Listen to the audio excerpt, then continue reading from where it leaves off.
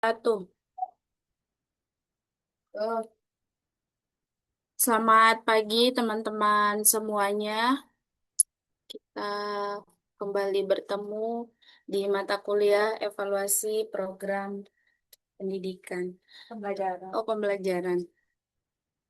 Langsung saja di sini teman-teman kelompok 1 dan 5 sampai 5 udah siap? Siap. Oke, mungkin bisa di share screen dulu teman-teman dari kelompok 1. Jadi untuk presentasi kali ini ada 5 kelompok. Nanti masing-masing kelompok diberikan waktu minimal 10 menit. Jika tidak memungkinkan nanti kita berikan tambahan waktu 5 menit. Waktunya mohon dimanfaatkan sebaik mungkin nanti untuk materinya disesuaikan.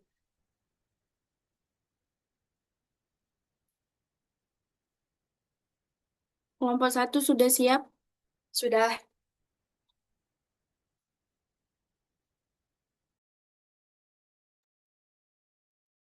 Lena, kita baca doa dulu.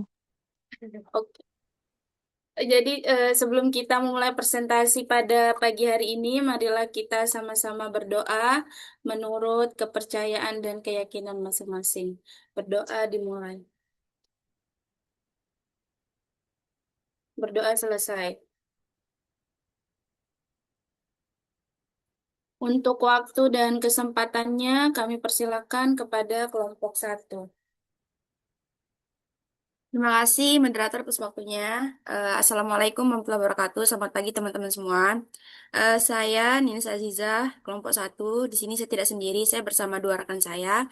Ada Kristia Lydia Renyaan dan Iska Azalia. Jadi, di sini kami mengevaluasi program pembelajaran tuntas tanpa pekerjaan rumah atau PR di SD Sahabatku Sleman, Yogyakarta. Sorry, next, Mbak.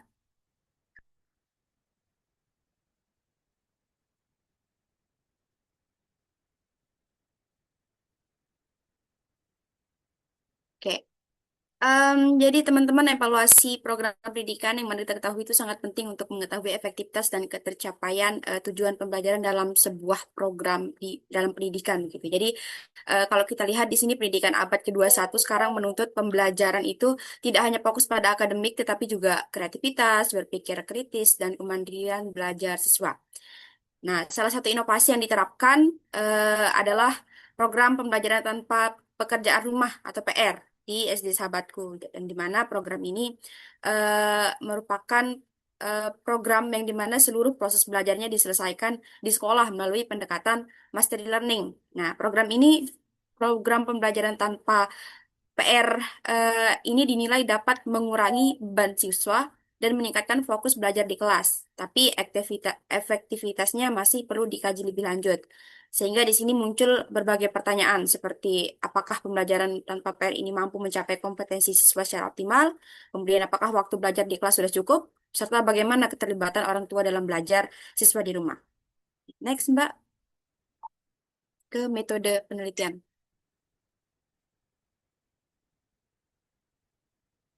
Nah, di sini kami memakai desain evaluasi CIPP, konteks input proses dan produk, di mana di sini desain pengambilan sampelnya itu pervasive sampling, yang kriteria informannya ada 3, teman-teman. Yang pertama terlibat langsung dalam pelaksanaan pembelajaran tuntas tanpa PR ini, kemudian yang kedua memiliki pemahaman terhadap program yang dilaksanakan dan bersedia memberikan informasi secara terbuka. Nah, subjek kita ada 3 di sini, ada wakil kepala sekolah, bagian kurikulum, kemudian ada guru, dan yang terakhir siswa. Yang dimana instrumen yang kami gunakan di sini ada 3, ada wawancara, observasi, dan dokumentasi. Oke, next. Nah, penelitian ini kami laksanakan pada bulan Mei 2026 kemarin di SD Sahabatku Sleman, Yogyakarta. Kemudian prosedur dan teknik pengumpulan datanya ada 3, ada 4.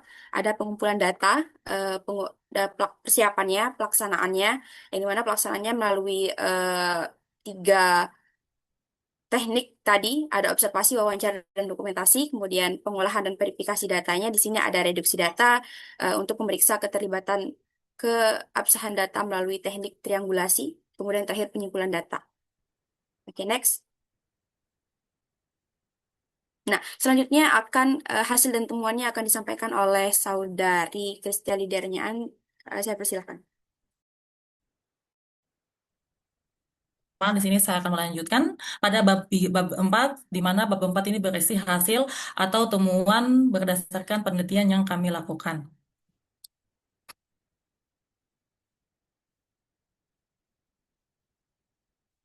Baik, di sini pada bagian hasil penelitian ini kami akan menyajikan hasil evaluasi program pembelajaran tanpa PR, di mana pada bagian hasil ini terbagi atas dua. Yang pertama, informasi faktual dan yang kedua, signifikasi praktis. Di mana berdasarkan yang pertama hasil evaluasi konteks, berdasarkan hasil wawancara, hasil observasi, dan hasil dokumentasi, maka inti daripada hasil evaluasi konteks tersebut adalah bahwa proses pembelajaran tanpa PR ini dilaksanakan untuk menciptakan pembelajaran yang selesai di sekolah, sehingga siswa ini tidak terbebani dengan tugas atau pekerjaan rumah atau PR untuk diselesaikan di rumah. Nah, program ini juga telah disosialisasikan dan berdasarkan hasil sosialisasi, maka program ini didukung oleh sekolah, oleh guru, orang tua, dan siswa. Mengapa? Karena mereka melihat dan menilai bahwa eh, program pembelajaran tanpa PR ini mampu menciptakan pembelajaran yang nyaman, menyenangkan, serta memberikan waktu yang lebih bagi siswa untuk beristirahat serta mengembangkan diri melalui berbagai kegiatan di rumah seperti kegiatan ekstrakurikuler di sekolah dan juga soft skill-nya dapat mereka kembangkan. Yang berikut adalah hasil evaluasi input. Nah, berdasarkan juga dari ketiga metode yang kami gunakan, maka inti dari hasil evaluasi input ini adalah bahwa eh, sekolah telah memiliki kesiapan yang baik dalam mendukung pelaksanaan program pembelajaran tanpa pekerjaan rumah ini. Nah, kesiapan tersebut dapat terlihat dari adanya pelatihan guru, seperti adanya kegiatan workshop, adanya seminar, dan adanya kegiatan BIMTEK, serta penyusunan perangkat pembelajaran melalui program tahunan dan juga program semester. Nah, serta kegiatan sering lainnya dan modul ajar yang digunakan oleh para guru. Nah, selain itu juga sekolah telah menyediakan fasilitas pembelajaran yang memadai seperti adanya LCD, adanya TV, adanya LED, smartbox, dan penataan kelas yang mendukung interaksi atau yang mendukung proses pembelajaran di kelas. Nah, berdasarkan hasil dokumentasi, observasi, dan wawancara, ini menunjukkan bahwa sarana perencanaan pembelajaran, kompetensi guru, dan dukungan sekolah terhadap pembelajaran tanpa PR ini sudah sangat dan sudah sangat cukup untuk mendukung keberhasilan program pembelajaran tanpa PR ini di sekolah. Lalu yang berikut adalah hasil evaluasi proses.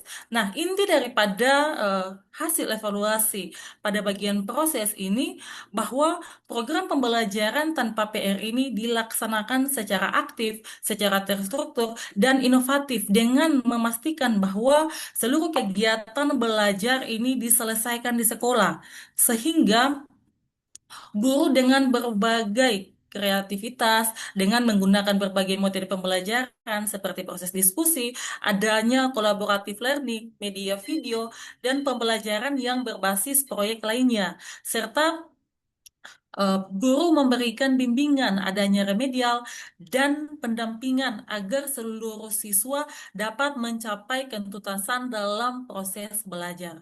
Nah, selain itu juga sekolah juga mendukung pelaksanaan program ini melalui adanya briefing guru, di mana guru melakukan briefing kurang lebih 30 sampai 40 menit sebelum masuk untuk melaksanakan proses pembelajaran di dalam kelas. Yang terakhir adanya hasil EDAK. Nah, di mana pada eh, inti dari hasil evaluasi produk ini adalah bahwa program pembelajaran tanpa PR ini dia memberikan dampak yang sangat positif terhadap perkembangan belajar dan karakter daripada siswa. siswa menjadi lebih semangat, lebih aktif, lebih fokus, dan percaya diri, serta siswa tidak merasa terbebani karena seluruh tugas diselesaikan di sekolah. Dan berdasarkan pada bagian produk ini, maka hal ini juga didukung oleh hasil hasil belajar yang diterima oleh siswa, di mana secara umum beberapa siswa saja yang memerlukan pendampingan tambahan untuk mencapai pada ketuntasan dan hasil belajar yang lebih baik. Nah, yang berikut adalah signifikansi praktis.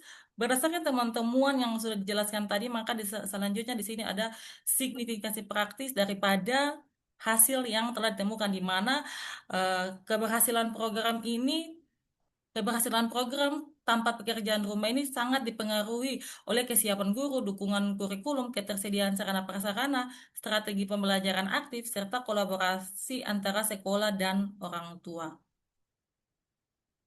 Oke, selanjutnya dipersilakan, Teisa.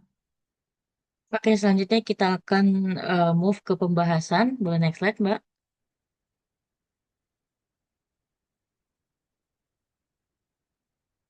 Oke, dari pembahasan pertama dari hasil konteks yang dimana tentang latar belakang program. Jadi, kalau program ini tuh diakari pada filosofi student-centered learning, yang dimana sekolah itu berpandangan bahwasanya siswa sekolah dasar itu membutuhkan keseimbangan yang proporsional antara waktu mereka belajar, bermain, dan juga istirahat.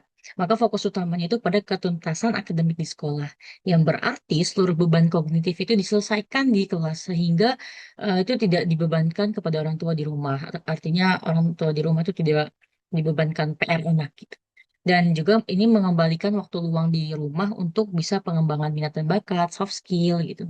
Dan sekolah juga berupaya menciptakan ruang istirahat dan psikologis yang memadai agar siswa itu merasa aman, bahagia, dan juga antusias setiap kali datang ke sekolah. Next. Yang kedua, ada kesesuaian tujuan program dengan kebutuhan siswa. Berdasarkan evaluasi konteks, program ini terbukti sangat relevan dengan kebutuhan tiga pilar utama. Ada siswa, orang tua, dan juga sekolah.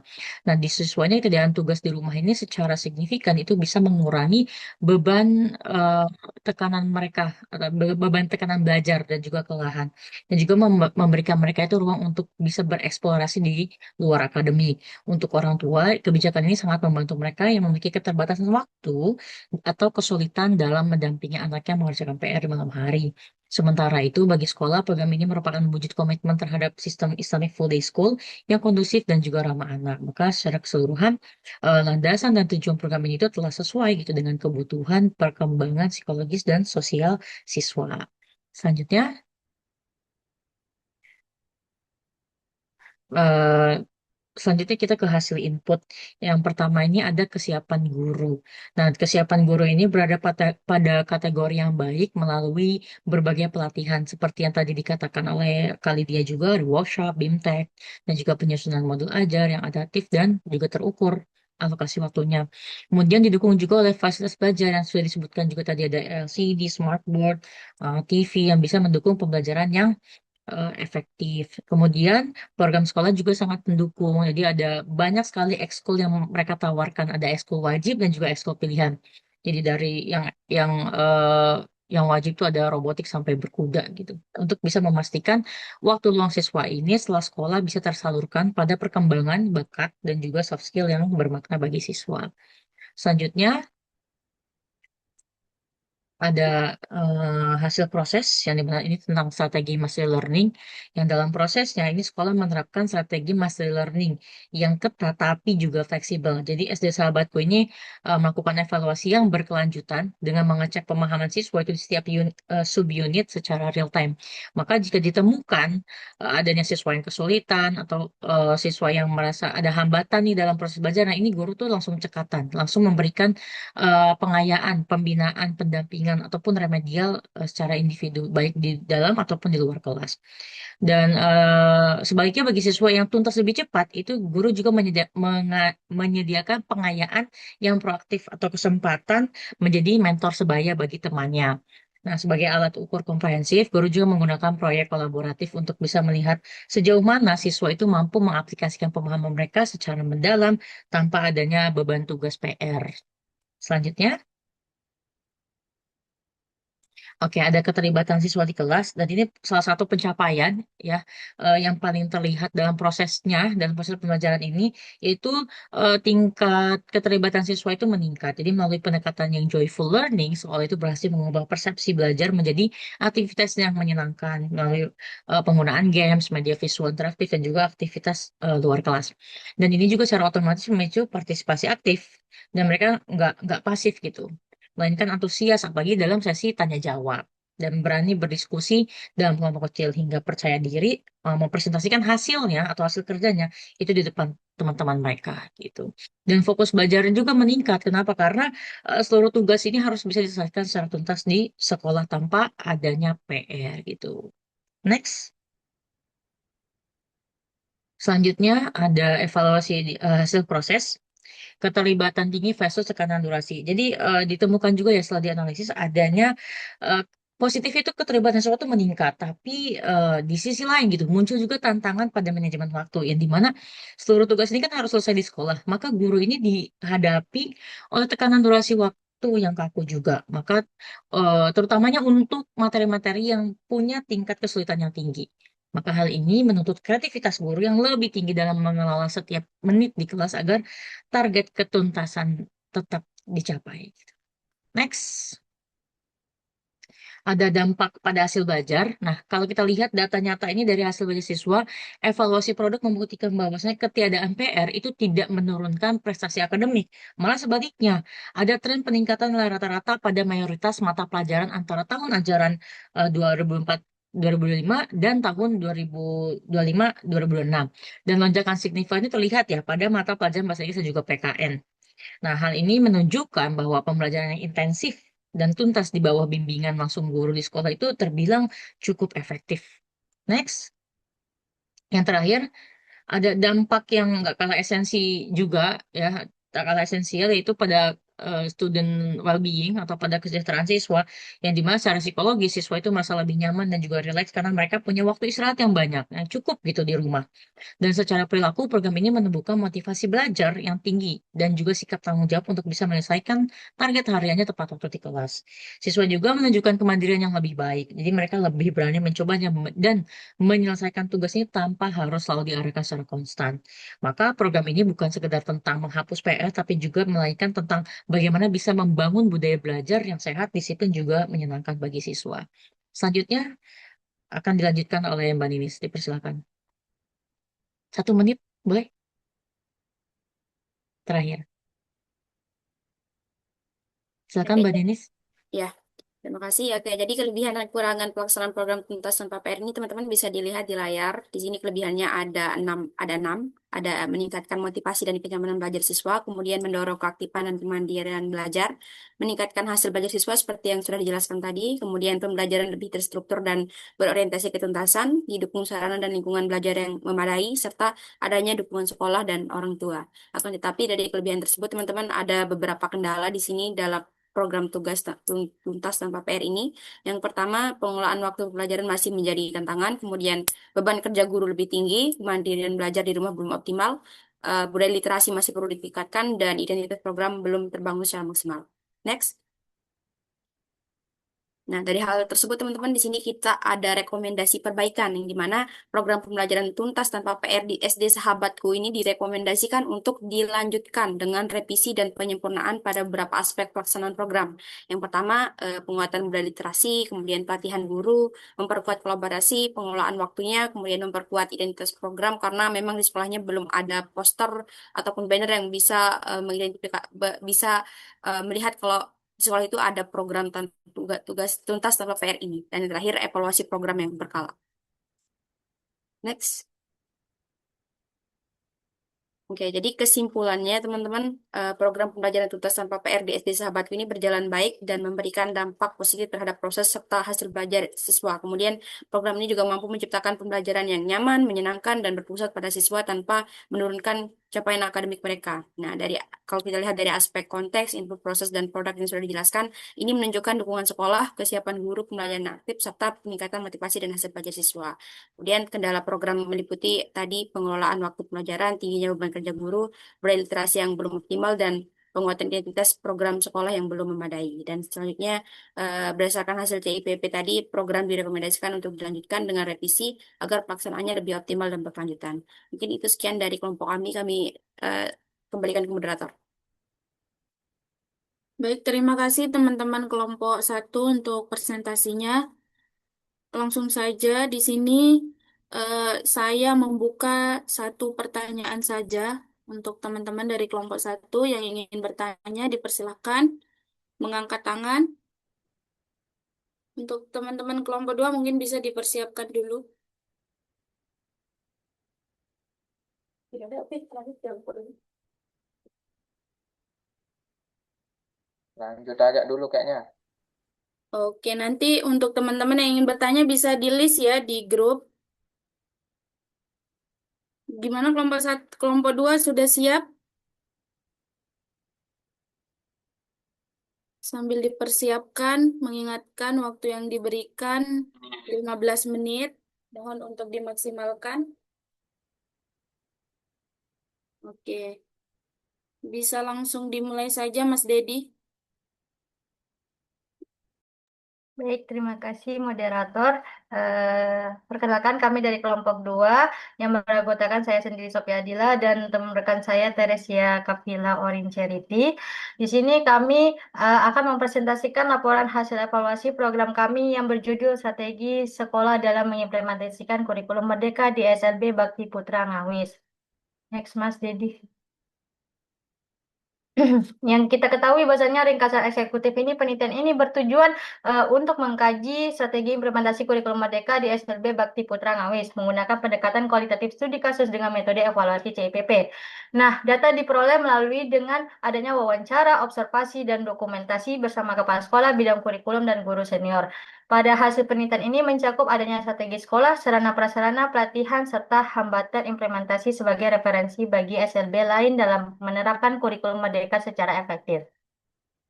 Next, Mas Dedi.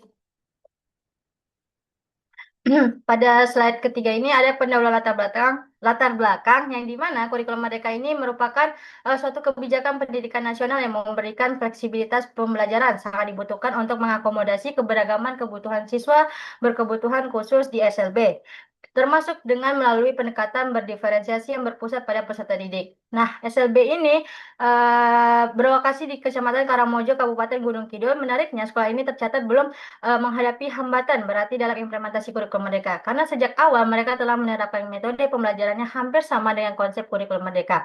Sedangkan pertanyaan penelitian dari hasil kami ini, bagaimana strategi sekolah dalam mengimplementasikan kurikulum merdeka, mengoptimalkan sarana prasarana, melaksanakan pelatihan guru, serta mengatasi hambatan di SLB Bakti Putra Ngawis. Selanjutnya Mas Dedi. Lagi Mas Dedi.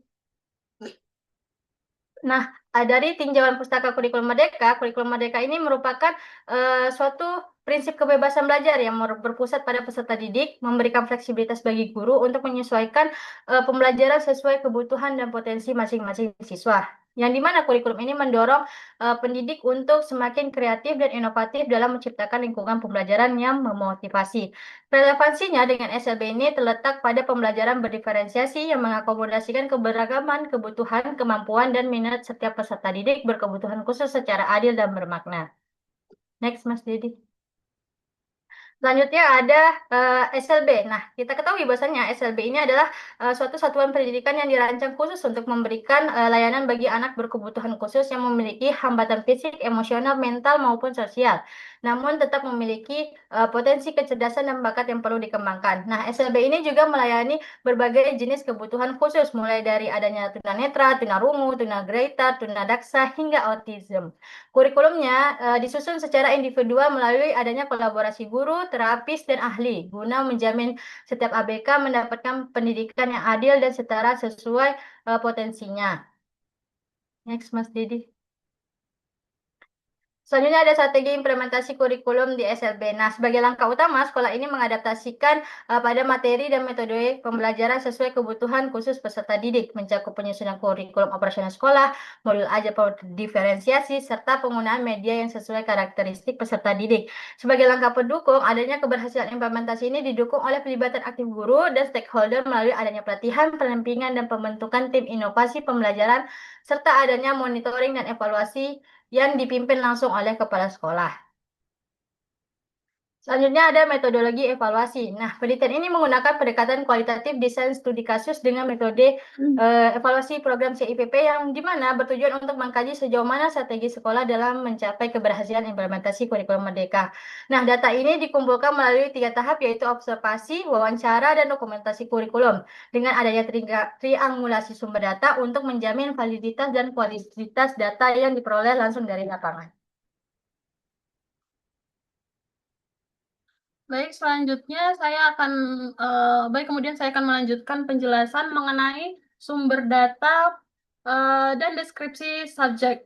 Nah, di sini dalam penelitian kami yang dilakukan di SLB Bakti Putra Ngawis, sumber datanya itu secara umum ada 3, tapi terdiri dari kepala sekolah sebagai informan utama, dan kemudian ada bidang kurikulum atau guru bidang kurikulum yang juga sebagai guru penggerak, dan juga ada guru senior yang di mana mereka ini memiliki uh, pendidikan pendidikan yang juga latar belakang itu PLB atau pendidikan luar biasa gitu. Dan juga ada beberapa guru senior yang memiliki keterbatasan seperti tunanetra dalam penelitian ini, sehingga beberapa sumber data tersebut memberikan kami dan membantu kami untuk menemukan informasi-informasi baik yang umum maupun yang krusial di SLB Bakti Putra Ngawis.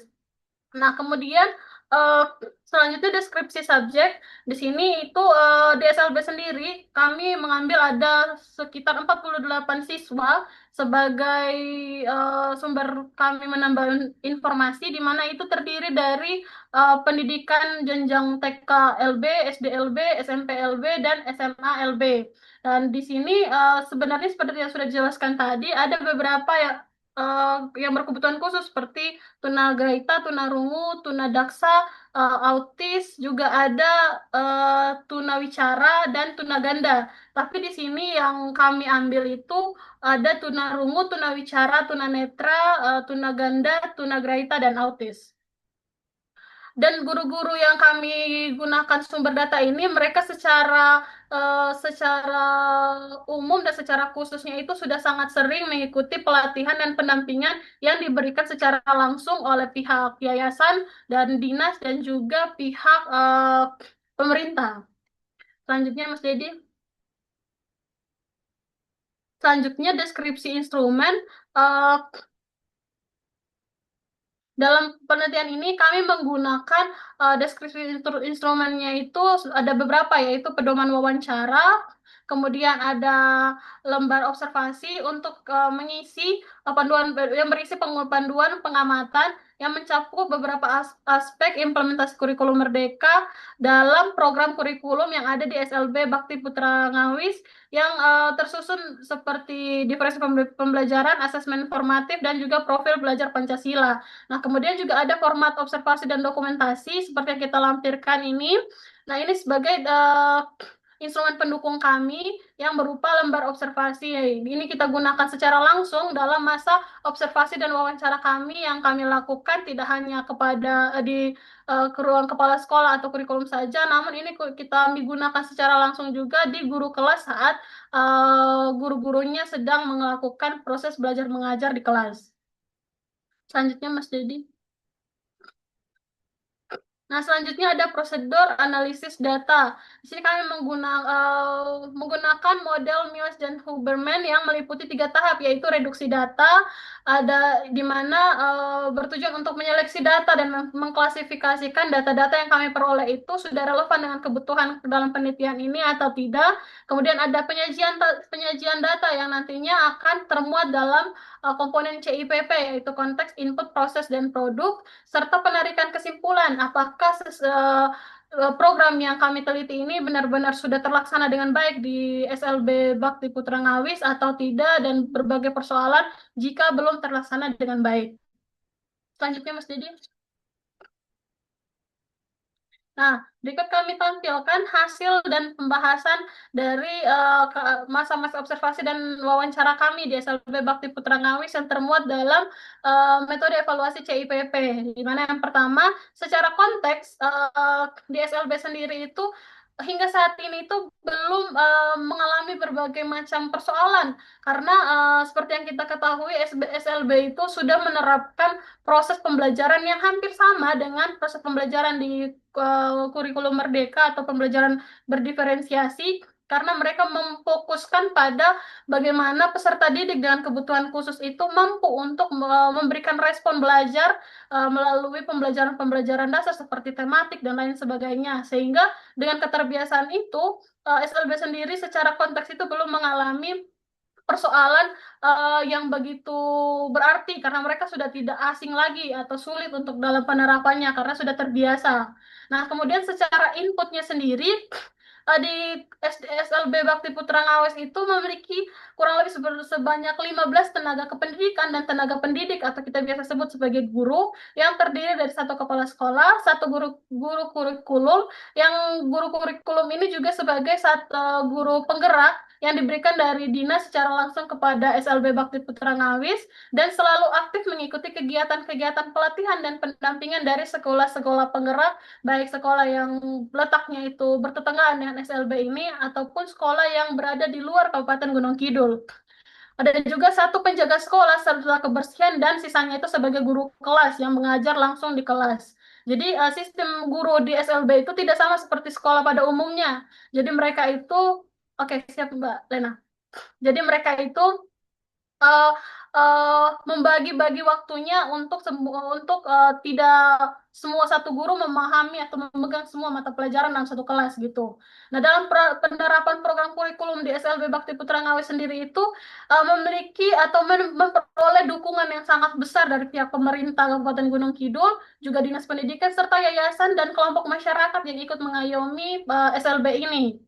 Nah, dari banyaknya dukungan itu, SLB sendiri ini diketahui telah memperoleh banyaknya penghargaan, baik secara akademik maupun non-akademik tingkat SLB, yang hingga saat ini itu membuktikan kalau ternyata kurikulum mereka itu berjalan dengan baik lewat program kurikulum yang mereka adakan ini.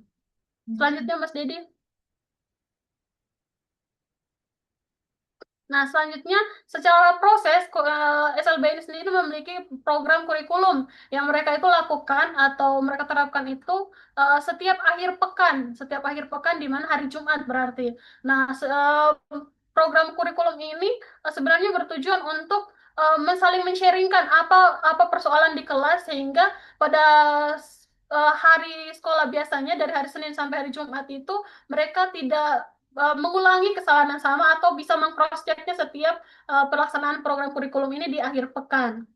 Nah, selanjutnya produk seperti yang sudah dijelaskan tadi tercatat telah banyaknya penghargaan yang diperoleh oleh para peserta didik di SLB ini baik secara akademik maupun non-akademik. Dan yang paling terakhir itu teman-teman ada anak SLB Tuna Wicara dan juga Tuna Rungu yang memperoleh juara 3 lomba pantonim tingkat Kabupaten Gunung Kidul.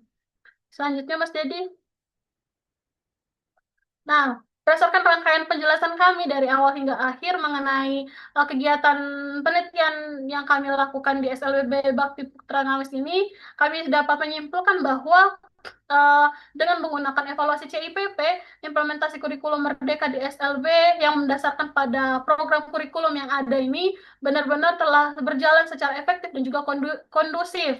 Nah, sekolah ini karena terlebih dahulu telah mengadopsi nilai-nilai kurikulum yang memang ada di kurikulumnya, sehingga mereka itu tidak mengalami banyaknya persoalan dan juga tantangan tertentu atau tantangan berarti. Dan juga mereka juga secara aktif mengikuti banyaknya pelatihan, pendampingan, dan juga memiliki monitoring dan evaluasi yang rutin yang pada akhirnya menghasilkan lulusan berkualitas dan peserta didik yang berprestasi. Selanjutnya, Mas Dedi. Nah, berikut kami tampilkan rangkaian tahapan-tahapan kami saat kami melakukan masa-masa observasi, wawancara, dan juga masa-masa kami eh, kegiatan selama di sana. Berikut dokumentasinya. Selanjutnya, Mas Dedi.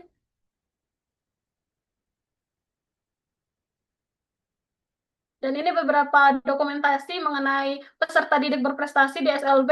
Ini ada yang pantonim, teman-teman boleh lihat juara 3, seperti yang tadi sudah dijelaskan. Dan ini beberapa hasil karya tangan mereka saat mengikuti lomba, dan sampingnya itu saat mereka berada di kelas melukis. Selanjutnya, Mas Didi. Baik, sekian presentasi dari kami. Lebih kurangnya kami mohon maaf. Untuk melengkapi dan menyempurnakan presentasi kami mengharapkan adanya bahan diskusi dari teman-teman. Sebelumnya dan sesudahnya kami ucapkan terima kasih. Kami kembalikan kepada Mbak Lena. Terima kasih Mbak Pia dan Mbak Tere untuk presentasinya. Mungkin dari teman-teman ada yang ingin bertanya, silakan mengangkat tangan. Jika belum ada, nanti bisa dituliskan di chat. Kita akan langsung beralih ke kelompok 3.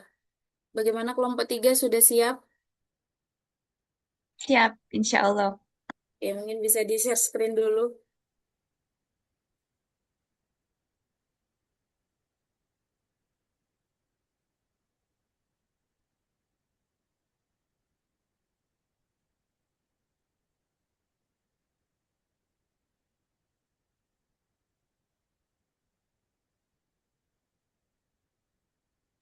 Apakah sudah terlihat? Sudah, Mas. Langsung Uh, mulai saja Mas Dedi. Dipersilakan. Oke, baiklah teman-teman. Selamat pagi teman-teman. Kami dari kelompok 3 izin melanjutkan presentasi kita pagi hari ini. Di sini kami akan mempresentasikan hasil evaluasi kami mengenai program Sekolah Ramah Anak yang kami lakukan di Sekolah Dasar Negeri Depok 1 oleh saya sendiri, Rabiatun Azari, dan bersama rekan saya, yaitu Mas Dedi Irawan. Selanjutnya, Mas. Jadi masalah utama yang kami angkat dari penelitian ini adalah masih adanya kekerasan dan bullying di sekolah dasar, di mana ini masih menjadi persoalan serius ya di Indonesia. Nah, di sini pemerintah itu sudah merespon melalui program Sekolah Ramah Anak yang berdasarkan Permen PPA nomor 8 2014. Namun implementasinya di sini masih belum optimal. Nah, di sini kenapa belum optimal? Karena kami menemukan belum adanya dokumen kebijakan yang jelas dan belum adanya pelatihan guru yang memadai dan sistem evaluasi yang tersandar. Nah, khususnya di lokus penelitian kami sebelumnya, Mas. Nah, cepet-cepet banget, Mas. Sebelumnya, lokus alasan kami memilih SD Negeri Depok 1 ini adalah karena di sini, di sekolah ini telah menerapkan prinsip SRA ini dengan jumlah siswa lebih dari 300 orang. Namun belum pernah dilakukan evaluasi secara formal. Jadi penelitian ini kami menggunakan model CIPP untuk memperoleh gambaran utuh tentang kekuatan dan kelemahan program berbasis dasar perbaikan bukti. Selanjutnya, Mas. Tujuan utamanya adalah untuk mengevaluasi secara komprehensif implementasi program Sekolah Ramah Anak ini yang nanti output penelitiannya adalah rekomendasi berbasis bukti. Selanjutnya, berikut adalah profil SD Negeri Depok 1 yang dimana ini merupakan sekolah berstatus negeri dengan akreditasi A. Saat ini sedang melayani jumlah siswa sekitar 350 siswa dengan bantuan guru 18 guru ya. Dan telah mendeklarasikan sekolah ramah anak dan menggunakan kurikulum merdeka. Selanjutnya, Mas Ded. Konsep yang kami gunakan pada penelitian ini adalah kami berpegang teguh dengan konsep dari Permen PPA nomor 8 2014 tentang sekolah ramah anak yang menyatakan bahwa sekolah ramah anak ini adalah satuan pendidikan yang aman, bersih, sehat, inklusif, dan menyenangkan yang menjamin pemenuhan hak-hak anak. Nah, nantinya untuk mengevaluasinya kami menggunakan model CIPP yang mencakup 4 dimensi yaitu konteks, input, proses, dan produk. Selanjutnya, Untuk metodologi penelitiannya kami menggunakan pendekatan kualitatif evaluatif dengan melakukan observasi dan wawancara mendalam kepada kepala sekolah serta perwakilan guru kelas 5 dan guru kelas 3 yang kami pilih secara purposive sampling. Untuk setting penelitiannya di SD Negeri Depok 1 tadi, observasi awal kami lakukan pada tanggal 27 April, wawancara kepala sekolah pada tanggal 4 Mei kemarin, dan wawancara dua guru kelas itu pada tanggal 5 Mei. Selanjutnya, Mas Ded. Untuk teknik pengumpulan datanya, kami menggunakan wawancara semi struktur, terus observasi dan dokumentasi. Gitu. Lalu datanya kami validasi menggunakan triangulasi sumber, yang artinya kami membandingkan jawaban kepala sekolah dengan jawaban guru, serta mencocokkannya dengan hasil observasi di lapangan yang sudah kami lakukan, untuk memastikan data tersebut apakah sesuai atau apakah benar gitu. Lanjutnya, Mas Ded. Lanjut ke hasil penelitian dan temuan dari informan kami, yaitu Ibu Sulis Miatun dan Ibu Hikmah serta Ibu Tri. Kami menemukan di dimensi konteks ini, kami menemukan bahwa sekolah ini, SD Negeri Depok 1 ini, sudah memiliki komitmen yang sangat kuat untuk menciptakan sekolah ramah anak ini. Dengan tujuan utamanya dari kepala sekolah yang mengatakan untuk menciptakan suasana sekolah yang aman, nyaman, dan menyenangkan tanpa beban agar hasil belajar siswa secara optimal. Namun secara administratif di sini kami menemukan belum adanya kebijakan khusus sekolah ramah anak yang berdiri sendiri. Jadi nilai-nilai sekolah ramah anak ini masih masuk ke dalam tata tertib sekolah gitu, yang dimana tata tertib sekolah ini penyusunannya dilakukan secara partisipasif oleh kepala sekolah, guru, dan komite sekolah. Nah, serta kami juga menemukan bahwasanya pemahaman guru tentang sekolah ramah anak ini masih bersifat umum. Karena mungkin setelah melakukan wawancara, kami menemukan bahwasanya ternyata di sekolah itu guru-guru belum mendapatkan sosialisasi yang mendalam secara formal tentang program sekolah ramah anak. Selanjutnya, Mas De. Di dimensi input, input ini sekolah ini punya dua tantangan yang besar. Yang pertama dari anggaran dan pelatihan.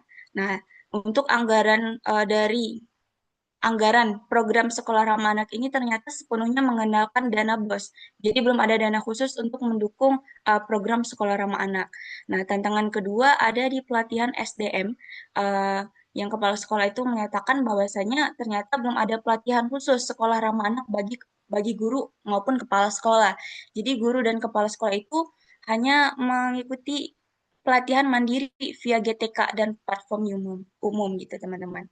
Tapi kami menemukan juga bahwasanya fasilitas mendukung di sekolah-sekolah ini sudah memadai seperti keamanan, adanya guru piket di gerbang karena sekolah ini merupakan berlokasi di pinggir jalan raya tepat. Jadi keluar masuknya siswa itu diawasi oleh guru piket. Terus ada di fasilitas sarana itu sudah terdapat musola, kamar mandi, tempat cuci tangan yang baik gitu, dan ada poster anti bullying dan menjaga kebersihan lingkungan.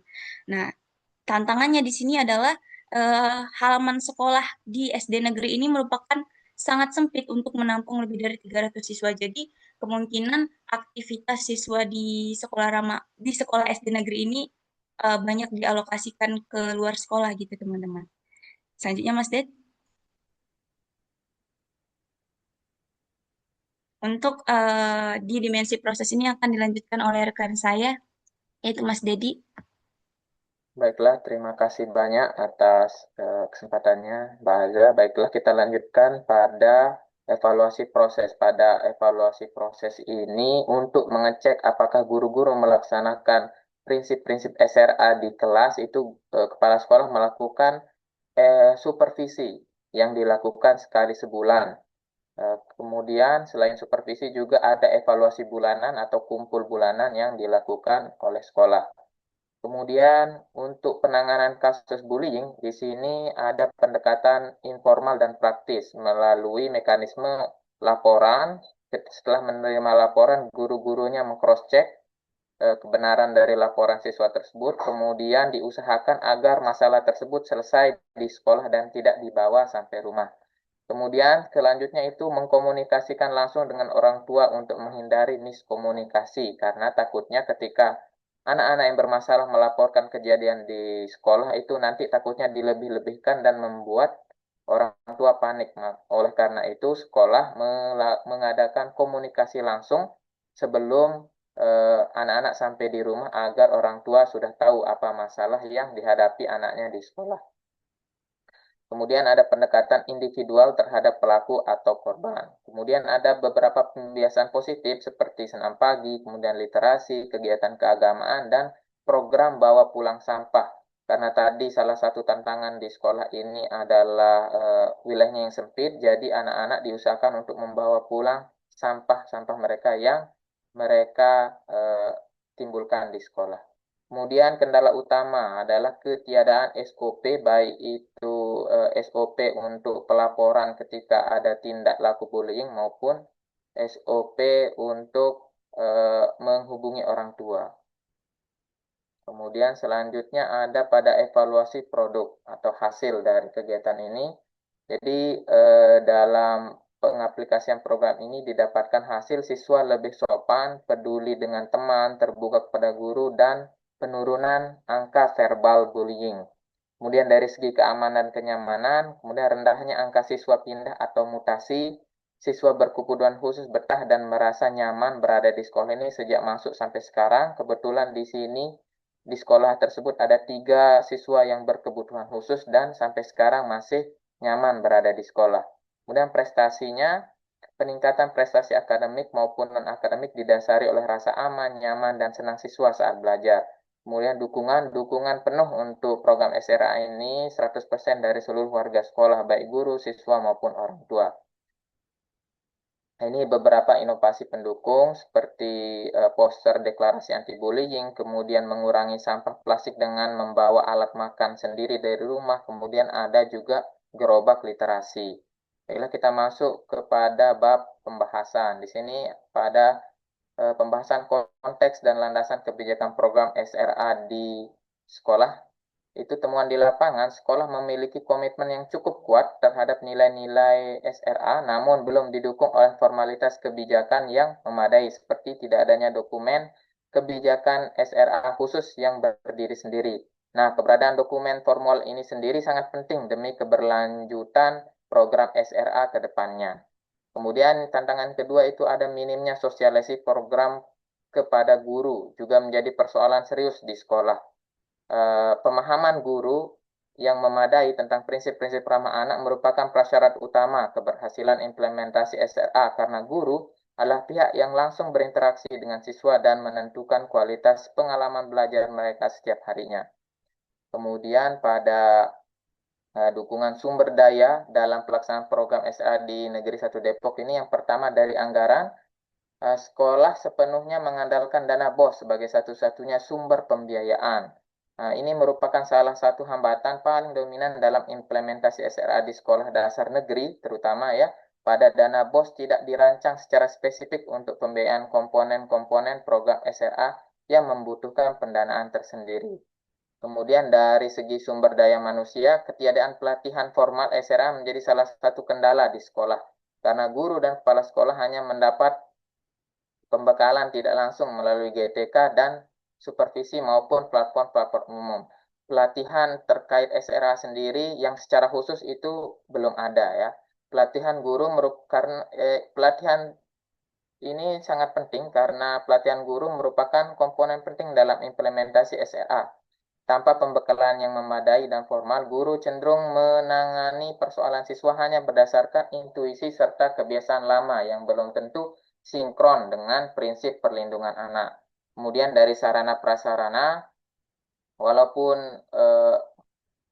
memiliki wilayah yang cukup terbatas, tapi sekolah tetap menerapkan prinsip sekolah ramah anak.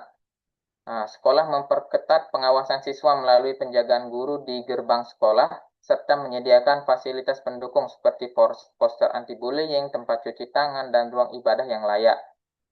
Hal ini sangat penting karena keamanan sekolah mencakup perlindungan dan pengawasan preventif untuk menciptakan lingkungan yang aman, nyaman, dan menyenangkan bagi peserta didik. Kemudian dari implementasi program SRA dalam keseharian pembelajaran di sekolah, itu melalui supervisi dan pemantauan. Jadi kepala sekolah melaksanakan supervisi kelas minimal 1 kali per bulan disertai evaluasi bulanan. Nah, praktik ini merupakan modal positif yang perlu diperkuat dengan instrumen penilaian berbasis indikator SRA yang terstandar, bukan hanya berdasarkan penilaian subjektif, karena di sekolah tersebut belum ada dokumen khusus tentang SRA, jadi supervisinya berdasarkan pengalaman atau intuisi dari kepala sekolah tersebut, apakah guru sudah menerapkan atau belum. Kemudian penanganan kasus bullying. Nah, mekanisme penanganan bullying yang dipraktikkan di sekolah adalah dengan memanggil siswa secara khusus, menggali latar belakang masalah, dan memberikan bimbingan dan melibatkan orang tua. Ini merupakan cerminan dari internalisasi nilai-nilai SRA yang cukup baik, di mana guru-guru tidak langsung menghakimi siswa di depan halayak, melainkan memanggil siswa ketika jam kosong atau jam istirahat untuk meng-cross-check masalah yang dilaporkan. Kemudian ada beberapa pembiasaan positif, seperti berbagai program pembiasaan yang berjalan seperti senam pagi, program literasi, kegiatan keagamaan, dan program membawa pulang sampah, mencerminkan upaya membangun budaya sekolah yang kondusif. Nah, program-program positif tersebut, jika dilakukan dengan konsisten, dapat membentuk karakter siswa dan menciptakan iklim sekolah yang ramah anak dalam jangka panjang. Kemudian dalam dampak dari program SRA pada sekolah itu perubahan perilaku siswa. Nah, seluruh informan yang kami wawancarai melaporkan perubahan positif pada siswa sejak SRA diterapkan, seperti berkurangnya perilaku mengejek, meningkatnya kepedulian antar siswa, dan terbukanya komunikasi siswa dengan guru. Kemudian dari segi keamanan, kenyamanan, dan inklusivitas, merentahnya angka siswa yang pindah sekolah dan bertahannya 3 siswa berkebutuhan khusus menjadi indikator nyata keberhasilan penciptaan iklim sekolah yang inklusif. Pengimplementasian prinsip-prinsip SRA di sekolah dapat meningkatkan kepuasan dan loyalitas siswa serta orang tua. Dari pengimplementasian SRA ini terbukti cukup ampuh untuk membuat siswa dan orang tua loyal kepada sekolah. Ini dibuktikan dengan rendahnya angka mutasi atau pindah siswa, kemudian bertahannya 3 orang siswa berkebutuhan khusus di sekolah. Kemudian pemenuhan hak anak-anak dan prestasi sekolah. Program SRA di SD Negeri 1 Depok telah berkontribusi nyata dalam memenuhi hak anak untuk atas perlindungan dari kekerasan dan hak atas pendidikan dalam lingkungan yang aman, nyaman, dan menyenangkan, sehingga dapat meningkatkan prestasi siswa. Ini terlihat dari prestasi yang didapatkan oleh SD Negeri 1 Depok ini lebih banyak dibanding beberapa SD negeri di sekitarnya. Baiklah, kita masuk ke bab kesimpulan. Jadi secara keseluruhan SD Negeri Depok 1 telah menerapkan program sekolah ramah anak dengan baik melalui terciptanya lingkungan yang inklusif, menurunnya perundungan, serta meningkatnya motivasi dan perilaku positif siswa. Keberhasilan ini didukung oleh dedikasi guru dan upaya sekolah dalam mengatasi keterbatasan fasilitas. Namun, pelaksanaan SRA masih menghadapi kendala seperti keterbatasan anggaran, tidak adanya guru BK, minimnya pelatihan formal, serta belum adanya kebijakan SOP, kemudian kurangnya partisipasi siswa dan sistem monitoring yang terstruktur. Mungkin itu saja yang dapat saya sampaikan. Kurang dan lebihnya mohon maaf. Wassalamualaikum warahmatullahi wabarakatuh. Assalamualaikum warahmatullahi wabarakatuh. Baik, terima kasih untuk teman-teman kelompok 3 atas pemaparan materinya. Mungkin ada teman-teman yang ingin bertanya. Oke, Mbak Pia atau Mbak Tere dipersilahkan. Izin bertanya untuk kelompok 3 Mas Dedi. Di sini saya izin bertanya mengenai jika bullying dalam suatu verbal itu masih ditemukan meskipun adanya suatu program sekolah ramah anak sudah diterapkan gitu kan. Apakah hal tersebut itu masih menunjukkan bahwa implementasi program itu belum terjalan secara optimal, atau malah justru indikator dari keberhasilan program yang digunakan itu belum cukup kuat untuk mengukur kondisi nyata di sekolah. Sekian, terima kasih. Selebihnya nanti saya kirim ke grup. Baik, terima kasih Mbak Pia atas pertanyaannya.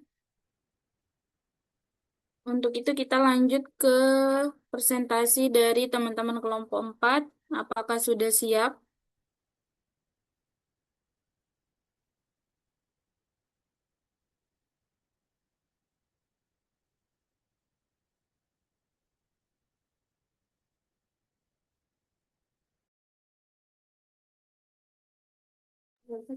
Teman-teman kelompok 4 mungkin bisa di-share screen dulu.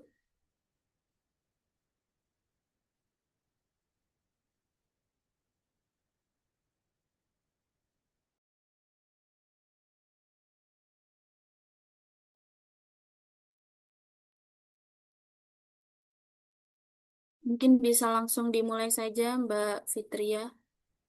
Waktu dan kesempatan dipersilahkan.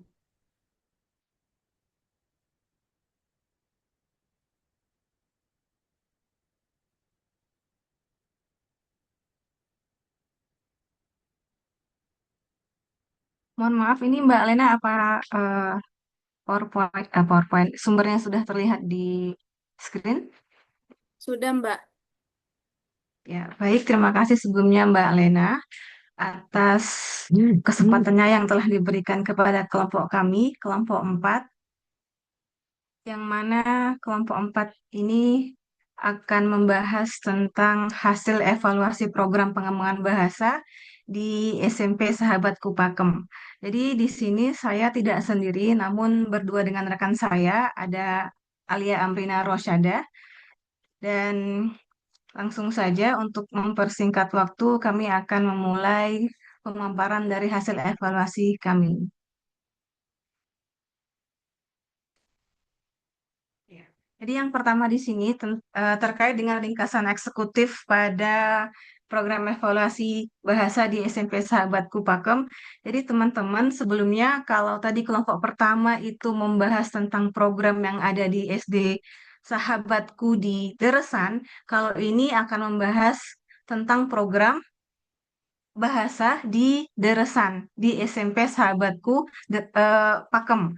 Jadi sekolah ini, Sahabatku ini di bawah naungan Yayasan Pesantren Tahfiz Indonesia, yang mana di bawahnya ada TK, ada SMP boarding school, ada SMP full day school, ada SD, ada SMA boarding, dan ada full day, serta ada mengaji, seperti itu. Nah, kalau yang di sini khusus untuk SMP Sahabatku yang ada di Pakem. Jadi di sekolah ini, di SMP Sahabatku Pakem ini ada salah satu program yang namanya program bahasa di SMP Sahabatku. Jadi di sini program ini kalau diringkas secara eksekutif, status evaluasinya layak untuk dilanjutkan dengan perbaikan dan revisi eh, secara strategis. Jadi lanjut dengan perbaikan-perbaikan pada aspek-aspek tertentu. Dan fokus programnya di sini adalah kepada speaking dan hiwar atau conversation. Yang mana program ini itu baru berdirinya. Jadi belum lama, baru berdiri sejak tahun 2026, tapi bulan Januari, baru sekitar 5 bulan. Jadi baru sekali dilaksanakan.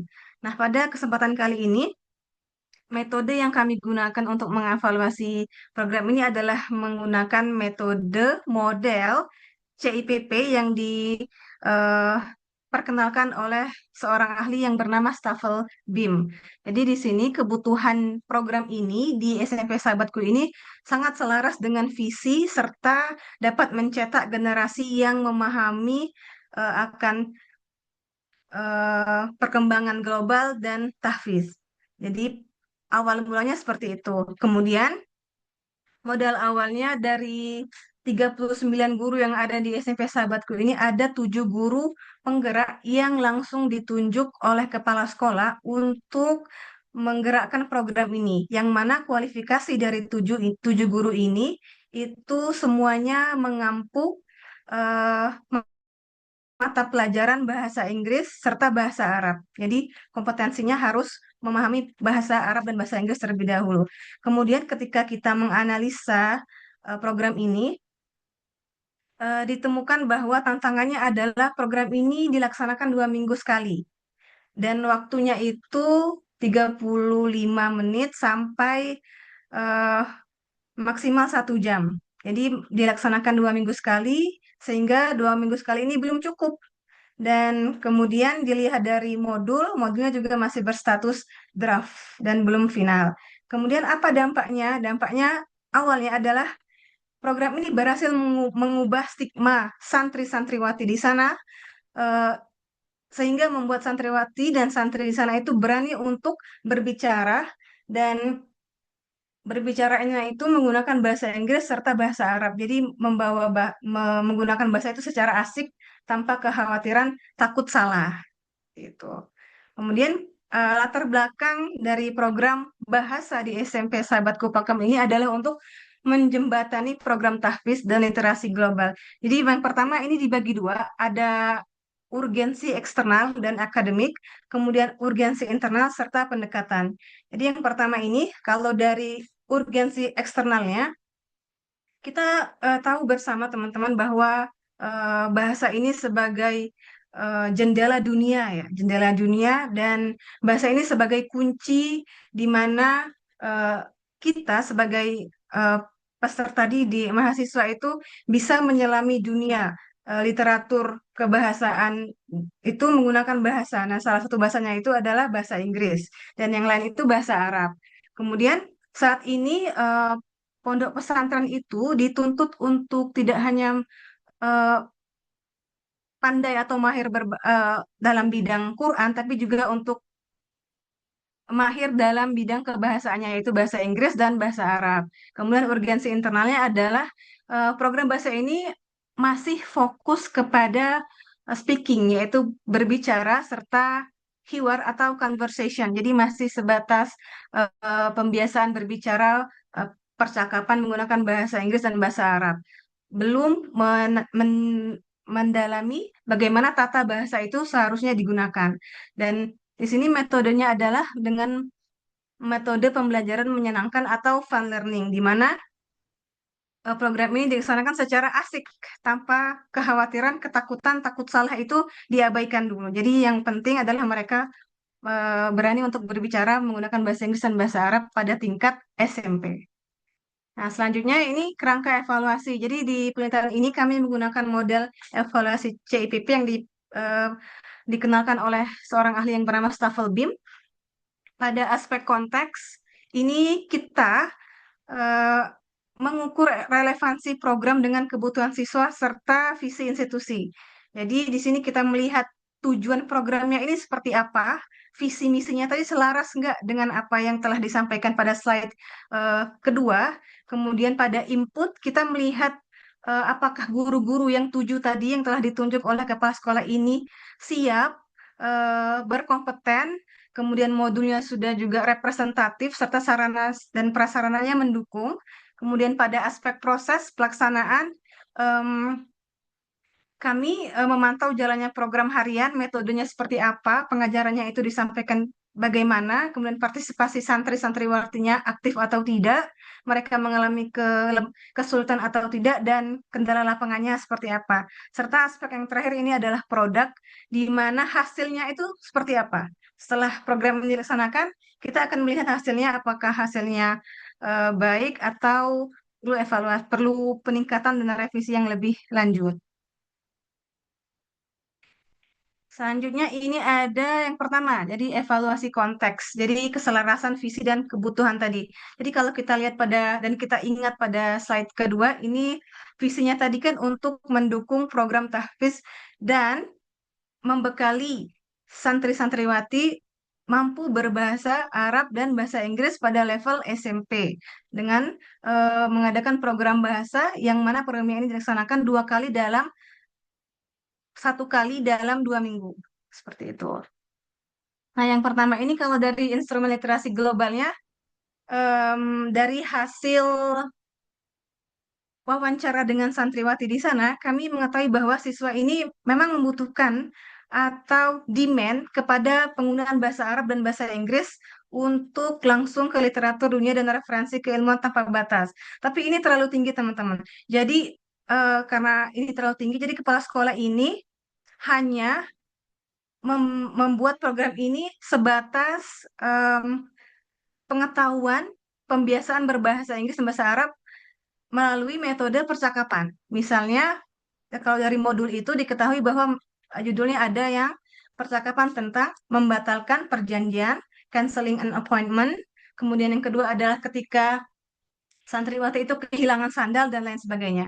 Kemudian pendekatan komunikasi sehari-hari, jadi memang berbasis percakapan praktis tanpa teori-teori bla bla bla dan tata bahasa yang belum pada level itu. Kemudian ada kebutuhan dukungan psikologis. Jadi siswa ini memang membutuhkan ekosistem bebas tekanan yang dimana program ini dirancang dengan pembawaan yang santai, asik tapi tetap fokus seperti itu.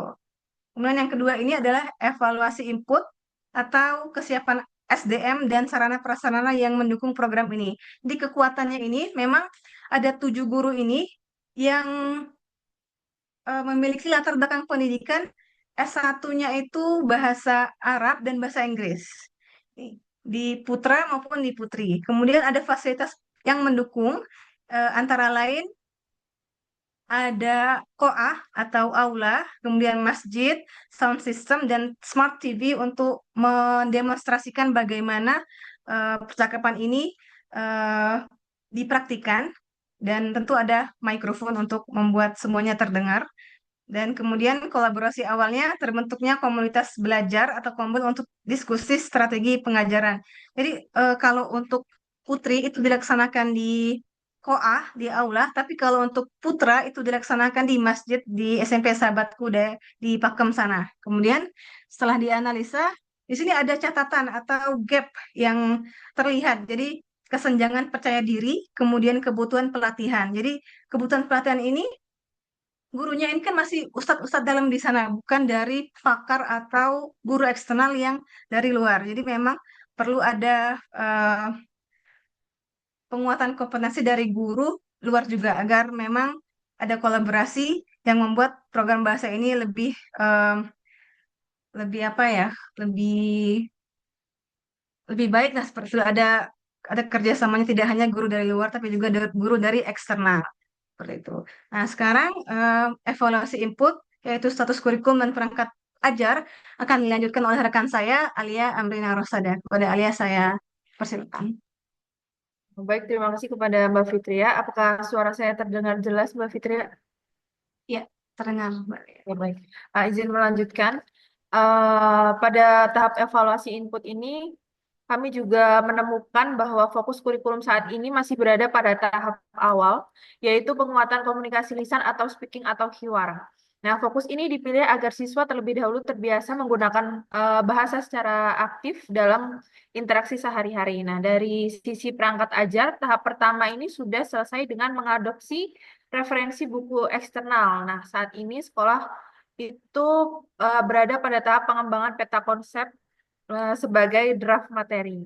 Nah, namun belum selesai sepenuhnya pada penyusunan modul resmi yang terstandarisasi. Nah, kondisi ini menunjukkan bahwa fondasi program ini sudah terbentuk sebenarnya, tetapi masih diperlukan standarisasi materi agar kualitas pembelajaran antar kelasnya lebih merata. Mungkin bisa di next, Mbak Fitria. Nah, kemudian ada yang ketiga, evaluasi proses, di mana eksekusi dan dinamika pembelajaran. Nah, dalam pelaksanaannya, program ini sudah berjalan dengan pendekatan pembelajaran yang aktif atau learning by doing. Metode yang digunakan cukup variatif seperti demonstrasi, project-based learning, dan public speaking untuk mentalitas tampilan. Nah, sehingga siswa di sini tidak hanya belajar tentang teori, tetapi langsung pada praktiknya. Nah, dari sisi jadwal dan frekuensi, program ini dilaksanakan setiap hari Senin dengan frekuensinya 2 minggu sekali, menyesuaikan pada padatnya jam pesantren seperti itu. Nah, meski begitu, sekolah juga memiliki sistem monitoring yang baik melalui evaluasi mingguan yang berupa rapat rutin setiap Senin siang setelah pelaksanaan program tersebut untuk mengeksekusi perbaikan teknis secara tepat.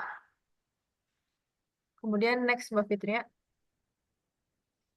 Nah, dalam evaluasi proses ini terdapat tantangan dan solusi, di mana terdapat 3 tantangan utama. Yang pertama yaitu waktunya sangat terbatas. Frekuensi 2 minggu sekali ini gagal membentuk kebiasaan bahasa. Nah, yang kedua, materi yang masih berupa draft ini sehingga belum seragam di semua eh, kelas gitu, di semua kelompok gitu. Nah, yang ketiga, masih ada kesenjangan kepercayaan diri sebagian guru dalam menjadi teladan penggunaan bahasa secara alami. Nah, untuk mengatasi hal tersebut, strategi yang direkomendasikan adalah peningkatan intensitas program menjadi minimal 1 kali dalam seminggu, 1 kali setiap minggu, melakukan standarisasi modul pembelajaran serta mengoptimalkan forum komunitas belajar atau kelompok belajar guru sebagai ruang praktik dan penguatan kompetensi. Nah, slide selanjutnya, Mbak Fitria. Kemudian evaluasi produk, dampak dan capaian awal dari sejak Januari 2026 hingga kini. Nah, walaupun program ini masih pada tahap awal, dampak positifnya sudah mulai terlihat. Yang pertama, dari sisi retensi dan daya ingat, di mana siswa menunjukkan daya ingat yang baik terhadap materi yang telah diajarkan, bahkan mulai mempraktikkan kosakata secara mandiri di kehidupan sehari-harinya, meskipun belum intens, tapi mereka mau mencoba gitu. Nah, yang kedua, terjadi pergeseran stigma di mana pembelajaran bahasa ini yang sebelumnya dianggap siswa ini menakutkan, kini mulai berubah pandangan sebagai aktivitas yang menyenangkan. Nah, yang ketiga, mulai terbentuknya lingkungan yang non-koersif, di mana siswa ini belajar tanpa tekanan dan antusias terhadap bahasa. Kemudian next Mbak Fitria. Nah, adapun kesimpulan dalam evaluasi ini yaitu program pengembangan bahasa di SMP Sahabatku layak dilanjutkan dengan transisi dari fase adaptasi menuju standarisasi dan pembiasaan lingkungan. Boleh next Mbak Fitria. Nah, dengan rekomendasi tindak lanjut bagi manajemen yaitu penataan waktu, investasi SDM, eksekusi modul, aktivasi kombel, dan integrasi budaya. Sekian presentasi dari kelompok kami. Kami kembalikan kepada Mbak Lena.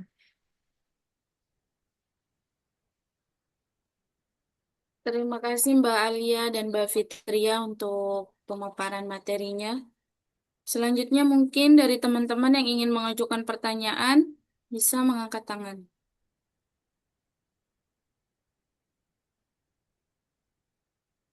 Mungkin kalau tidak ada, bisa kita lanjutkan ke kelompok 5 terakhir. Teman-teman kelompok 5 sudah siap?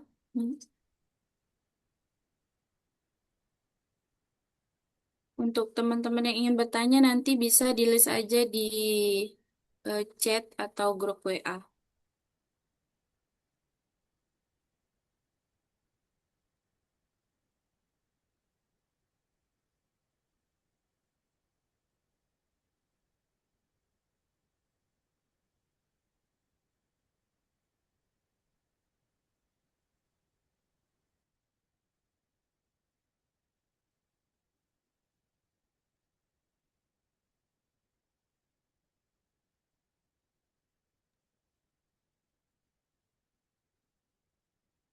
Mbak Hania ini share screen-nya belum terlihat. Oh, ini udah masih belum terlihat. Iya. Coba aku ulangin ya.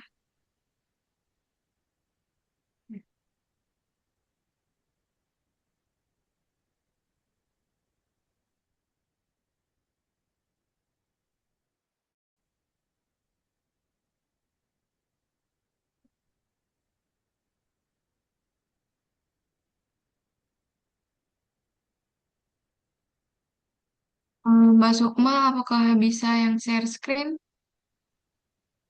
Iya.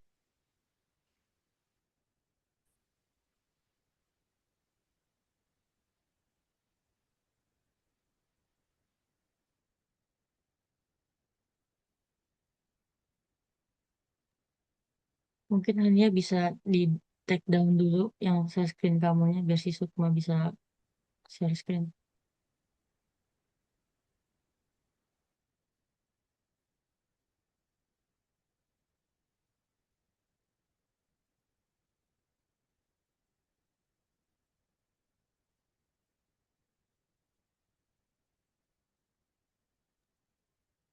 Oke, sudah terlihat Mbak Sukma. Bisa langsung dimulai saja, waktunya 15 menit. Dipersilahkan. Baik, terima kasih atas waktunya. Maaf barusan jaringannya agak sulit ya. Jadi untuk kelompok 5, saya bersama rekan saya mengevaluasi program English for Future SMA Piri 1 Yogyakarta. Next.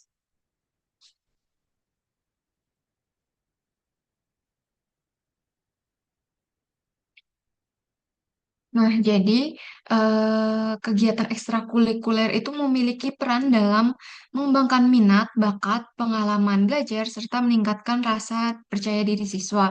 Nah, agar program yang dilaksanakan itu dapat berjalan dengan baik, maka diperlukan pengelolaan dan evaluasi program yang tepat. Nah, evaluasi itu penting dilakukan untuk mengetahui apakah program sudah berjalan sesuai dengan tujuan dan memberikan hasil yang efektif bagi siswa. Selanjutnya, nah di sini rumusan masalahnya itu adalah bagaimana evaluasi aspek konten, input, proses, dan produk pada program English for Future di SMA Piri 1 Yogyakarta.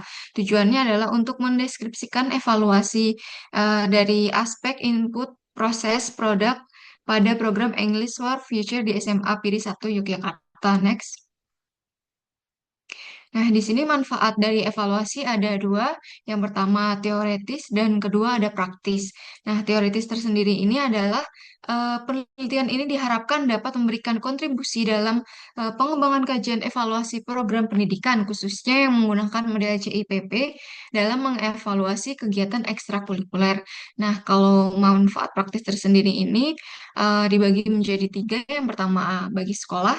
Jadi hasil penelitian ini dapat menjadi bahan evaluasi bagi pihak sekolah. Selanjutnya dari guru atau dari pembina programnya itu, penelitian ini memberikan masukan bagi pembina program dalam memperbaiki perencanaan, pelaksanaan, dan evaluasi kegiatan agar lebih aktif. Yang ketiga ada bagi peneliti selanjutnya. Jadi penelitian ini dapat dijadikan sebagai referensi dalam melakukan penelitian sejenis, khususnya yang berkaitan dengan evaluasi program pendidikan menggunakan model CIPP. Next. Nah, di sini kajian pustakanya itu ada tiga, yaitu evaluasi program pendidikan, model CIPP, dan pembelajaran bahasa Inggris. Next. Penelitian yang relevan itu kami ambil dari 5, tapi yang kami cantumkan ada 4 ya di sini. Ada dari Halim, Latifah, Detan, dan Sulistiorini. Next. Jadi untuk metode penelitiannya kita menggunakan pendekatan kualitatif dengan jenis penelitian deskriptif serta model evaluasi CIPP. Nah, pendekatan kualitatif ini digunakan untuk memberikan pemahaman secara mendalam mengenai pelaksanaan program English for Future di SMA Piri 1 Yogyakarta. Lokasi penelitiannya di SMA Piri 1 yang beralamat di Jalan Kemuning nomor 14, Baciro, Kecamatan Gondokusuman, Kota Yogyakarta. Subjek penelitiannya adalah guru pembina pada program English for Future. Penentuan subjek dilakukan secara purposif dan mengingat guru pembina ini sebagai pemangku kepentingan utama yang memiliki pemahaman komprehensif terkait perencanaan, pelaksanaan, hingga evaluasi program. Selanjutnya, teknik pengumpulan datanya ada 3. Yang pertama ada observasi, wawancara, dan dokumentasi. Observasi dilakukan pada saat kunjungan ke SMA Piri 1 untuk memperoleh gambaran umum mengenai lingkungan sekolah serta pelaksanaan programnya tersendiri. Selanjutnya, kami melakukan wawancara dengan guru pembinanya langsung, dan dokumentasi digunakan untuk melengkapi data yang diperoleh melalui observasi dan wawancara serta berfungsi untuk memperkuat data penelitian. Selanjutnya akan dilanjutkan oleh rekan saya. Mbak Sukma. Baik, terima kasih. Saya akan melanjutkan untuk pengambilan untuk analisis data. Ini analisis data dari evaluasi program yang kami lakukan yaitu didasarkan pada Miles dan Huberman yang menyatakan bahwa proses analisis data kualitatif itu melibatkan interaksi dan berlangsung secara terus-menerus hingga mencapai titik kejenuhan data.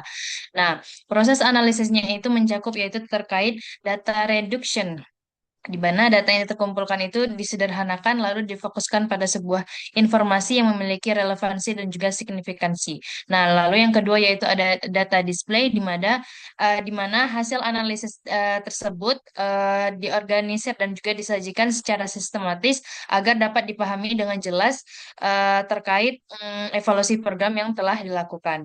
Nah, lalu adanya conclusion drawing di mana penarikan kesimpulan, di mana seorang peneliti itu mengambil sebuah informasi yang telah diorganisir dan disajikan, kemudian menyimpulkan temuan ataupun pola yang muncul dari data hasil evaluasi program yang dilakukan tersebut. Nah, selanjutnya yaitu hasil dari evaluasi program terkait English for Future di SMA Piri 1 Yogyakarta, yaitu di mana program ini bertujuan untuk meningkatkan kemampuan komunikasi dan rasa percaya diri siswa dalam berbahasa Inggris melalui berbagai kegiatan praktik berbicara yang dilakukan di dalam kelas. Nah, program ini dilaksanakan 1 kali dalam seminggu, di mana dalam program ini ataupun pembelajarannya masih menggunakan metode konvensional seperti drilling vocabulary, di mana drilling vocabulary ini yaitu pengulangan kosakata dari setiap siswa dari kosakata-kosakata yang telah diberikan oleh gurunya tersebut. Nah, setelah itu adanya setoran kosakata kepada guru. Nah, lalu kendala utama dalam program ini adalah rendahnya rasa percaya diri siswa dan keterbatasan fasilitas pembelajaran. Jadi kendala yang dialami oleh program ini sendiri yaitu di mana ada dari sebagian siswa itu apa namanya, rasa percaya dirinya kurang untuk berbicara ataupun mengungkapkan kata-kata dengan berbahasa Inggris dan keterbatasan fasilitas pembelajaran. Nah, selanjutnya dari adapun hasil evaluasi program English for Future dari aspek CIPP-nya diantaranya itu pada aspek konteks, di mana program ini sebagai upaya untuk meningkatkan kemampuan bahasa Inggris siswa. Nah, karena penguasaan bahasa Inggris ini sangat penting dibutuhkan di era globalisasi saat ini. Nah, program ini juga sebagai wadah pengembangan kemampuan di luar pembelajaran formal. Nah, program tidak hanya meningkatkan kemampuan akademik, tetapi juga keberanian berkomunikasi secara aktif oleh siswa itu sendiri. Nah, kendala utamanya di mana rendahnya rasa percaya diri siswa untuk berbicara menggunakan berbahasa Inggris tersebut. Nah, lalu pada aspek inputnya di mana program ini diampu oleh 1 orang guru bahasa Inggris yang tadi dilakukan juga sekali seminggu. Nah, lalu fasilitas masih sederhana dan belum memiliki laboratorium bahasa. Jadi untuk penunjang keberhasilan program ini masih terbatas, di mana fasilitas yang ada di sekolah ini ya bersifat sederhana. Jadi belum memiliki laboratorium bahasa khusus. Nah, lalu pembelajaran menggunakan metode drilling, vocabulary, dan setoran kosakata, di mana metode cukup membantu dalam pemahaman kosakata siswa. Nah, program masih membutuhkan fasilitas dan variasi metode yang lebih interaktif. Adapun kendala dari aspek input sendiri yaitu di mana keterbatasan jumlah guru pengampu. Jadi, di mana dalam program ini hanya diampu oleh 1 orang guru di sekolah itu tersebut. Nah, lalu pada aspek proses di mana kegiatan meliputi yaitu percakapan sehari-hari. Jadi pada prosesnya itu di mana dilakukan dalam 1 minggu sekali, lalu percakapannya itu diterapkan di dalam kelas selama 1 hari tersebut. Nah, lalu adanya short interview, pembuatan video praktik dengan native speaker. Nah, lalu adanya pembiasaan menggunakan bahasa Inggris dalam aktivitas kelas. Jadi dalam 1 minggu sekali itu di 1 hari itu di mana siswa itu harus menggunakan bahasa Inggris setiap aktivitas kelas yang dilakukan. Nah, lalu pembelajaran sudah mengarah pada praktik komunikasi secara langsung karena dalam satu hari itu sudah menerapkan atau apa namanya memberikan kepada siswa agar dapat berbicara atau mengungkapkan eh, kosakata di dalam bahasa Inggris. Nah, lalu kendala yang dialami yaitu metode masih sederhana dan pemanfaatan teknologi belum optimal. Dari aspek produk, di mana program memberikan dampak positif terhadap kemampuan siswa karena telah apa namanya membuat ataupun melakukan menerapkan bahasa Inggris ini dalam kelas ataupun dalam kesehariannya. Nah, rasa percaya diri siswa itu mulai meningkat. Siswa mulai terbiasa menggunakan ungkapan sederhana dalam bahasa Inggris. Jadi, mulai terbiasa dengan ungkapan-ungkapan sederhana, mungkin seperti dalam kelas itu seperti adanya alat-alat tulis dan segala macam. Lalu kemampuan presentasi dan komunikasi siswa mengalami perkembangan. Program perlu pengembangan agar hasil lebih maksimal dari segi fasilitasnya. Nah, lalu kendalanya yaitu di mana program itu belum terlaksana secara optimal karena keterbatasan fasilitas dan juga metode pembelajaran dari gurunya itu sendiri.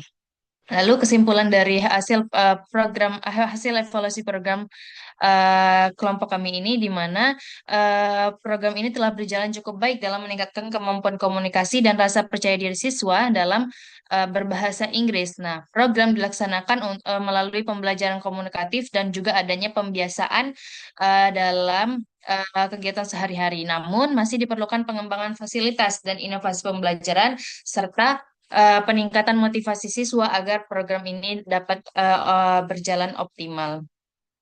Sekian, terima kasih presentasi dari kelompok kami. Kami kembalikan kepada moderator. Terima kasih Mbak Sukma dan Mbak Hania untuk presentasinya. Mungkin ada teman yang bertanya, dipersilakan. Kalau tidak ada, mungkin diberikan kesempatan untuk Mas Dedi menjawab pertanyaan.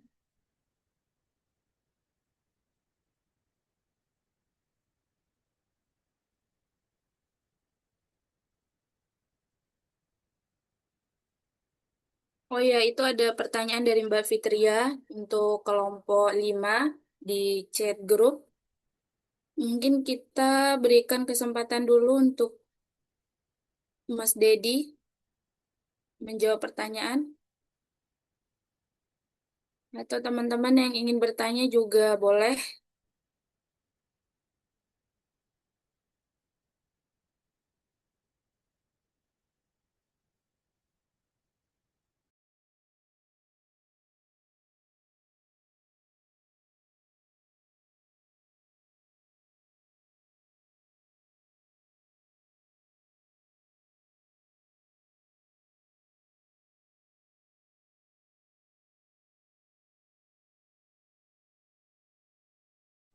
Teman-teman ini sampai jam 11 atau nambah lagi waktunya? Usahakan kita 11 ya, beres. Mungkin kelompok 5, kalau mau langsung jawab juga boleh.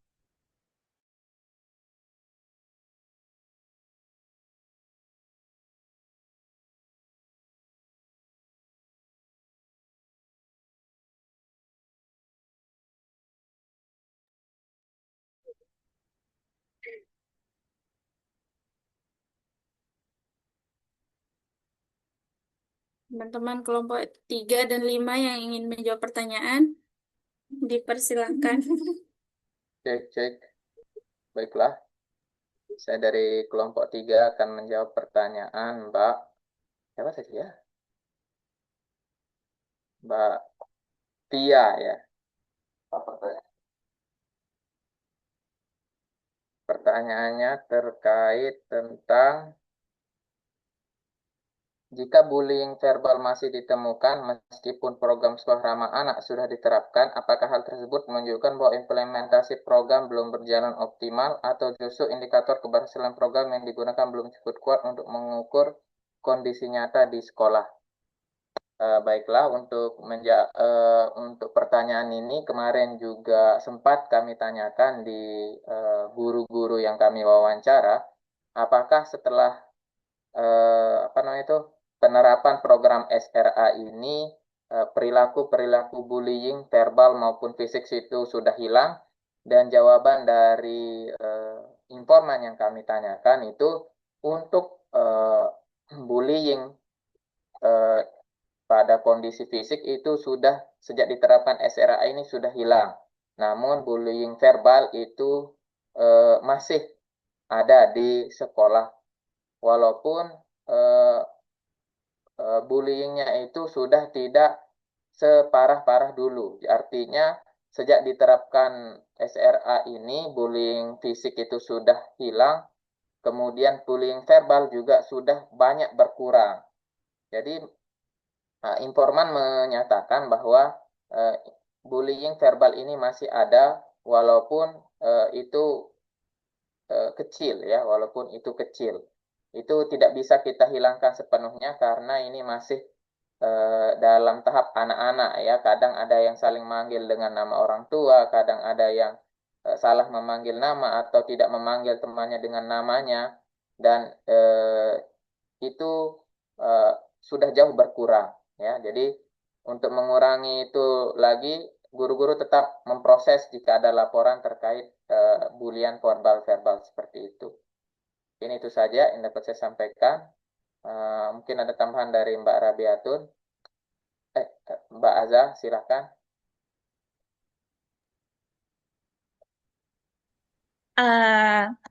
Terima kasih Mas Dedi atas waktunya.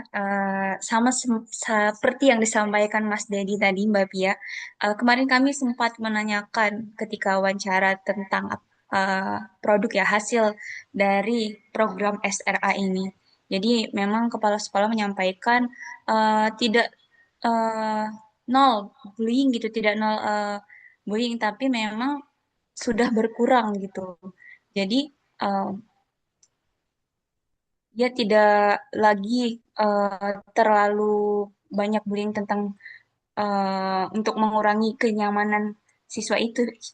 Jadi memang udah mulai uh, hilang gitu. Kayaknya karena ada perubahan perilaku nyata ya. Jadi tadi kan di produknya kami menemukan siswa itu jadi lebih sopan, lebih peduli terhadap teman. Jadi angka perundungan verbal itu dia menurun dibanding sebelum program SRA ini dilakukan gitu.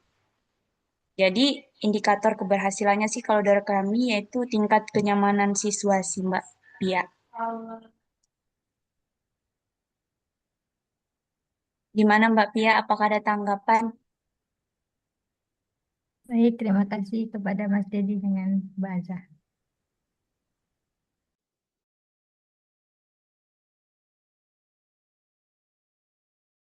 Terima kasih teman-teman kelompok 3 untuk jawaban pertanyaannya. Mungkin dari teman-teman kelompok 5 sudah siap untuk menjawab pertanyaan dari Mbak Fitria.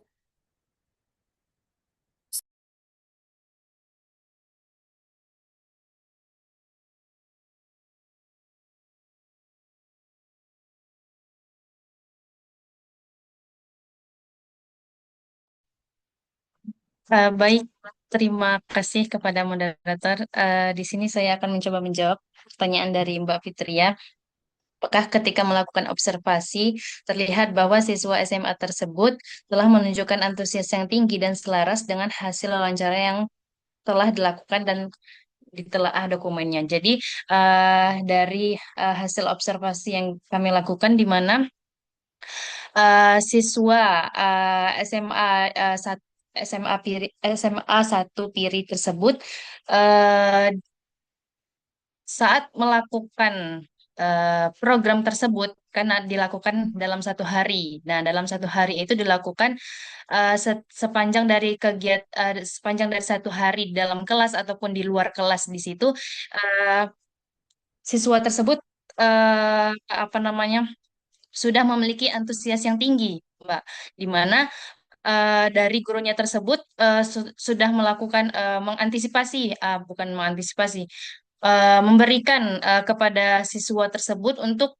eh, melakukan ataupun berbicara ataupun berkomunikasi pada satu hari itu untuk eh, dengan berbahasa Inggris. Nah, jadi di mana adanya antusias yang tinggi dari siswa tersebut untuk berbicara atau berkomunikasi dalam satu hari itu untuk di dalam eh, apa namanya program bahasa Inggris tersebut seperti itu. Nah, jadi tetapi ada beberapa dari siswa tersebut itu yang apa namanya memiliki sifat yaitu tadi kurangnya rasa percaya diri dari siswa itu.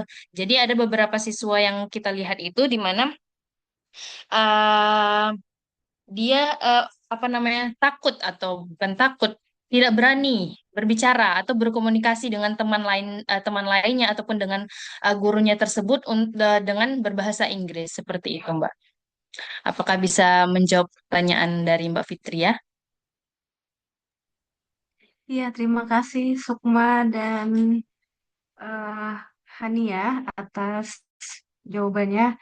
Berarti data yang diperoleh saat observasi, wawancara, dan telah ada dokumen itu semuanya selaras. Jadi keabsahan datanya berarti diterapkan. Itu saja Mbak Sukma. Iya, Mbak. Saya sudah menangkap ya selaras. Ya, terima kasih Mbak Fitri ya. Sama-sama. Terima kasih Mbak Sukma dan Mbak Nia atas jawabannya. Mungkin dari berakhirnya jawaban presentasi dari kelompok 5, maka presentasi kita pada pagi hari ini kita cukupkan sampai di sini. Terima kasih untuk teman-teman yang sudah berpartisipasi pada pertemuan kali ini. Saya selaku moderator mewakili teman-teman, mohon maaf apabila ada tutur kata yang salah. Sekian, saya kembalikan ke Bu PJ. Terima kasih Mbak Lena sudah memoderatori presentasi kami pada hari ini. Teman-teman boleh on cam dulu yang bisa on cam untuk aku setor absensi kita. Kayaknya Bapak lagi sibuk banget. Jadi Bapak Nova jawab chat Alpha tapi on cam, Novan Bapak Alpha. jawab chat tapi nggak dibilang untuk kita lanjutkan saja gitu. Jadi boleh on Hadir cam on dia cam. teman-teman. Yang nggak on cam nggak hadir. Alpha Betul, belum betul, on betul, cam. betul. Alfa Cantik, tuh guys. cuma alis Ais, di sana doang. masih malam ya, Ais? Tolong lihatkan mukanya Alpha. Boleh Apa lagi? teman-teman on cam dulu. Alfa, tunjukkan pesonamu, Alfa. Apa? Adila nggak aktif ya? Sukma, Sukma. Ada Bun, Sukma. online Bun. Alisku hilang sebelah, guys. Oke, gak apa-apa Mbak. Bukan yoga Mbak kan? Adila Bentar, bentar, mau Teh on Iska, cam. bentar. Adila Hmm. lagi jaringan, lagi ganti jaringan. Oke, ditunggu.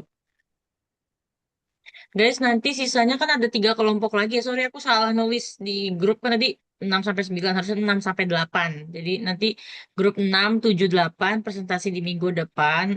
Online atau offline-nya belum tahu. Nanti Offline mungkin aja, Bapak kasih offline, tahu offline. lagi. Jadi Apa? nanti sisa 3 kelompok, nah ada sisa banyak waktu. Semoga nah itu biar Bapak ngasih penguatan di situ. Jadi kita banyakin di hari ini presentasinya. Oke. Aku menghilang terus. Semangat tidurnya. Lanjut tidur. Oke, ada. Oke, ready semua. 1, 2, ya, 1 kali lagi ya. 1, 2, 3. Dila baru bangun, Dila. Astagfirullah. Oke, Sakit perutku, Dedi. sudah guys. Terima kasih banyak ya. Oh, jangan lupa submit tugasnya. Tolong guys, karena Bapak bilang hari ini semua harus submit. Oke? Itu nggak ada Teh submit Iska, buat PPT PPT nggak berarti di kan?